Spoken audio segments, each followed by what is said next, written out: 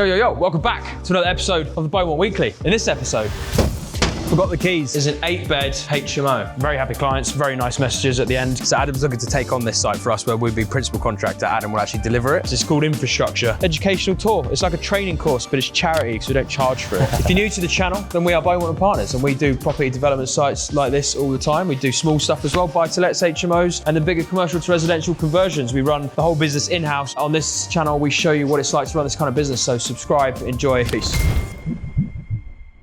No one knows where the keys are. Oh, even better. Do you have anything we can ram that door open with?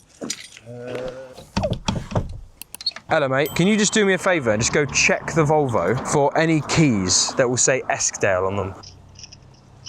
Have you got a drill or anything? Because you might be able to pull that off. Maybe.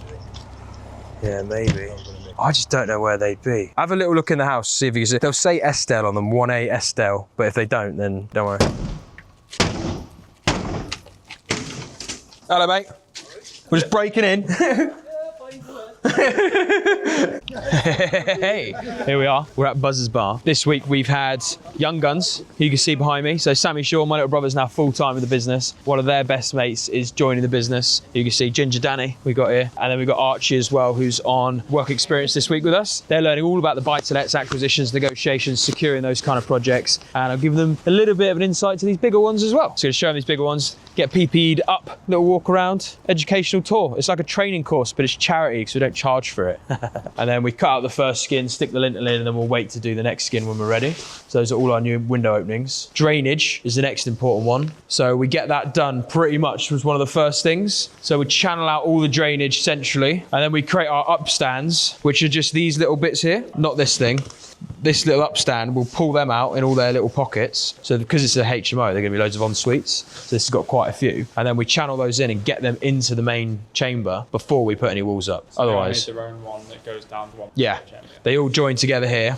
And then that goes and joins the main chamber that joins the sewer. Because you want to get that done first. It's called infrastructure. This stuff's like enabling works. If you don't get all this shit done, I mean, obviously, So do you set not up gonna where work. your ensuite's going to be first? Yeah. So like you know the ensuite's going to be in line with that tube. Yeah, so we'll draw out all of our walls off of a measured drawing like that there, and we'll just paint them all on the floor and then go, right, cool, drainage position, drainage position. Those are the main things you get done first, because it's the only thing that's really going to penetrate the floors or penetrate the walls to get it outside and things like that. So you get all that done first whilst it's an open canvas. And then once that's in, blocked off, now we've got our soil stacks in place, we can then start building the walls up around them. A nice vibrant office today. You may notice in the lettings department, we have quite a lot of files and bits and bobs starting to stack up. So we've bought some file storage. It's modern technology, this stuff, so you gotta know what you're doing. Need help? I'll call Mum. I didn't wake up enough to check the equipment to help.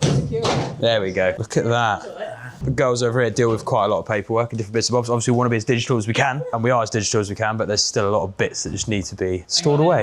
In the 80s, when I did a secretarial course, I was trained on planning cameras. Wow. So yeah, we've got two construction businesses. We've got the construction business downstairs, and then we've got the refurb business, which is more domestic stuff, like the buy-to-lets. And we made a lot of mistakes when starting the construction business by not forward thinking about resources as much as we should have done, or with the lens that we have now. Just a case of not having the experience. But now we do, we're making sure that with the refurbs, we don't fall into the same trap. So far, first batch of jobs that we've delivered have been perfect. Very happy clients, very nice messages at the end going, thank you so much, really appreciate it, and everything else. And that's what we want to see. We want to get that nice feedback. Whereas on the construction side, we've had quite a few delayed sites for various reasons that I'll explain on the whiteboard. My parking, yeah, pretty standard. Sammy's parking. He passed his driving test as well. It looks off, doesn't it? It's not even off, it's out. Let's go. Hello. All right, fellas. We got no light. So this, boys, is an 8-bed HMO. So this will be kitchen diner. That's gonna be bedroom. This was 2 flats, so we got full planning permission to knock them both together. We've not done it yet, but we'll basically put a hole by that front door to join the stairs next door. And then 2 rooms, so room at the front there, big kitchen diner here, a room out the back here with ensuite. And then first and second floor, we did a big loft conversion, extension, stuff like that. And it gives us all the space we need. Yeah, have a look around, mate. Have a feel. So 8-bed HMO, they're now sticking the bathrooms in, the screens all going in, everything like that. Yeah, this is kind of at like the finish line, the last 100-meter sprint. We've already got the first whitewasher coat on. Doors are all ready to start getting hung. Shower screens are all going in now next door. Have a look. That's your shower screen. That's what that looks like. Get those in everyone. Once the plumbers are done and happy, we'll get the lackeys back in. The bulk of the work's done on here now. It's just get those finishing bits done, cutting the hole out for this and stuff as well. But this project's flown. Like, this has been a really good project in terms of time and duration on site. We've done this one here as well, so we could probably have a look at that. Yeah, it's all painted up the front now. Nearly finished painting. So we took on this whole double fronted property, and we got a 6-bed HMO, and they've got the commercial unit as well. This is nearly done. Nearly done finish. Well, this room's all right in the end. Because this is only a 2-bed flat share, so 2 people are going to rent here. So they'll probably pay about $650 plus. If they're only sharing with one other occupant, then it's more desirable for a tenant. And then upstairs is 4 sharing. So in all, it's 6, but it's still 2 separate apartments. Shop next door, so it's banging this. We bought this for, I think, 125, bought the whole thing for. So the amount of square footage you get for 125 is nuts. So yeah, last knock-ins now. Last knock-ins. Building control messed us about a bit the last minute on this one, so we have to do a bit of retrospective work. And we're sticking in a staircase at the moment. You can just see the legs for it, whatever you call it, where the treads are gonna go onto. I've not seen you do this before. Yeah. A little room divider, just so we can get because we'll build our cupboard there and then stick the bed off the back of it. So I like these little dwarf walls. I think they're useful in HMO rooms if you need to split up a big room or split up the space. Yeah, let's have a look in the upstairs one. Right. This scheme was gonna be, we were gonna knock it together and do one big sort of 6-bed HMO, but instead we kept it split. They'd have made us do all the EPC upgrades and new windows and stuff to have the right openable area for the floor area. Way too much cost, so we were like, okay, keep it simple, stupid, keep them split. But it's so big upstairs, like look at this, massive room. It's nice as well. Good space, decent. Same over here as well. Just a nice space, you know. Triple wardrobe. This is a really good room. I think I said this before when we were here, like I'd want this room. Got loads of space, loads of storage. Could put my own furniture in that bay as well if I wanted to. Customise and make it your own a bit. Everything you need, everything your heart desires. Right, whenever you've been there, do you know the details? Can you just do it with your mates or is it like... Yeah, you could, yeah. Yeah, mates do sometimes move in together. Usually not. Usually it's like random people. They get to know each other. What's that looking like, Sean?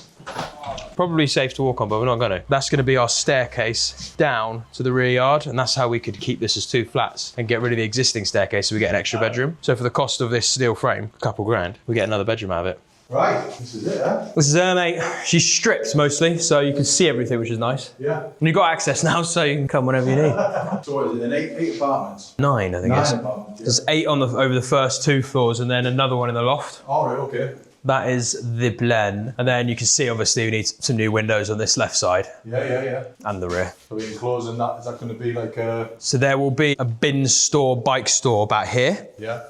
And then another apartment that side. So there's kind of like a central corridor that runs through, services everything. We're getting rid of those stairs, keeping these stairs. They go up the other side of that wall, same thing upstairs, and then up into the loft. Pretty straightforward layout. Each individual flat is going to have its own cylinder, etc., on DB. Yeah. Are you going to rent them out as individually? Yeah. Apartments, yeah. Yeah. Bit like normal. Individual ASTs, yeah. Then we'll have to get the service upgraded, won't we, to come in?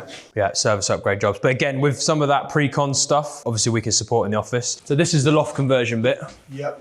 So I think we're going through there and here only, not into the next room, I believe. I think it's just a 1-bed apartment across these 2 rooms. So leave this in then? No, that'll have to come out. Yeah, stick a big ridge beam in there. Yeah. Temporary support, new floor. Yeah. It's basically 2 little loft conversions. Yeah. There's 2 dormers, I think, that side and this side. Look at this as well. Biggest wooden purlin you've ever seen. Mad, isn't it? Just a tree, innit? Imagine lugging that in back in the day. Like, main stairs are here that we'll keep, and there's a little lobby through, and then the stairs wind up into the loft there to the other apartments. I think we've tried to be sympathetic with some of these walls around here as well to keep them, and this will just close back in because it's not really usable, that loft. Lovely. So I'll give you the design drawings straight away, and I'll do an intro to Richard. So Richard sits with us as a non-exec, but also as his architectural practice, monitoring surveyor stuff, contracts administrator. He does all that. So he'd help on this job as our contracts administrator. So come and value the works and shit like that. Absolutely, no problem. Cheers, Adam. mate. Nice one. Got to fix this door up now.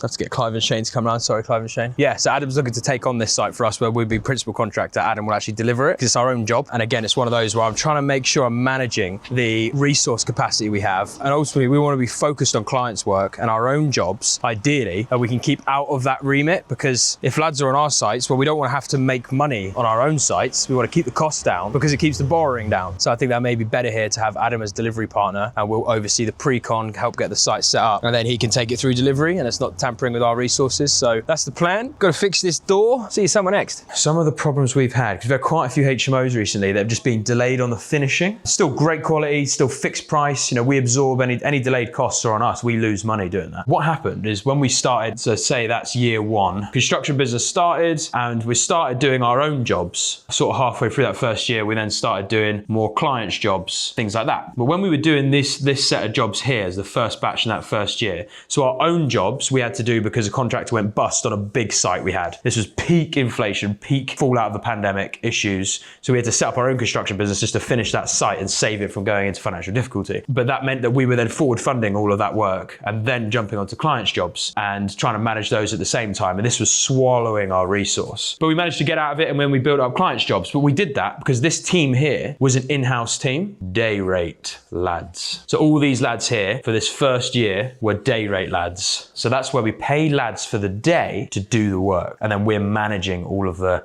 micromanagement and tasks. And so here's what happened into the second year. We were still with the day rate lads and obviously doing predominantly client work. But these were still the day rate lads. We then realized the issue really is as we were scaling our sites, you just can't manage day rate lads at scale across HMOs. It's just so difficult. You need on-site management. There's no incentive for the lads to work hard whilst you're not there. No initiative if they come up with a problem. They'll wait or work around it and then that pisses out the sequence of works. Managing day rate lads at scale where you've got one site manager managing say 5 to 7 sites, you can just miss things and there's inefficiencies and that cost us a lot of money. So what we did is about halfway through this year, we then went, right, we need to switch to a price model. So we switched to a price model, yeah? Which means now we say you're taking the joinery package on this. So they're going to do the skirts, the arcs, kitchen, and we'll say you do it for 3.5 grand. That's your price. And you've got to do it over the next week. So then it's down to them and their initiative to finish that as quick as they can and to the best job because they only get paid once they're finished and it's signed off by site manager, i.e. there's a quality check measure there and they're incentivized to finish it as quick as they can, work late hours, not take as much time out on their bait and things like that, which is a complete incentive switch. And what happened is we then had some of these old sites that were on the day rate model, they had to stay on the day rate model for this period because you can't suddenly switch a day rate site to price gangs because no one wants to come in and honor a price to finish someone else's work. And then we had the new sites that were starting on day rates. Now these new sites running swimmingly and they kept running swimmingly. But these old sites then coming into like year 3 just kept stinging. Some of them lagged like 2 months from completion. So this kept lagging. But what's happened though is it's kind of gone like this and then it's like now sort of like petered out like that. So it's not as big of an issue now. We're out of the storm and the new sites are now taking up a much bigger portion on this price model. So this new price model is now what's taking over the construction business and it's working great on the new sites. But some of those old sites that have lagged in that period, we're paying the price for. So it's just hard for us to pull the day rate lads back onto theirs without disrupting the continuity of works on another site. Because let's say you've got 4 sites going on at the same time and this site's going well, this site's going well, this site's average and this site's not going well. You need to add resources to this one. So it's at least just about on track. But to do that, where are you going to pull them from? If we pulled from resources there, then this site starts going down as well. And then this site, yeah, might start to add up, but then it's like whack-a-mole. This one then just gets worse. If you pull them from here, then this site goes to a 0 or goes to an average and also could pull that down as well. It just depends on where the phase of works is at. And ultimately, the only solution is to bring in more resources, but that's a risk because you can bring in more resources to a site that's underperforming on time, but maybe good on quality. And then you bring the quality down and the time gets worse. And it's just, construction is a beast. Buy-to-let refurb we've got going on at the moment. We're putting a new bathroom in and I've done a little piece in one of the vlogs on this property and what it's like to do a light cosmetic job on a buy-to-let. This is a light cosmetic job, pretty straightforward refurb. And this is where our wardrobe used to be. We have to skim this up, make it good. There's a bike drawn into the wall there. Couldn't tell you why. Could be ancient that. Might have been there behind the wallpaper for many, many years. Well, that's cool. It's like an archaeological dig in this buy-to-let. This is a brush. Don't know what the brush does.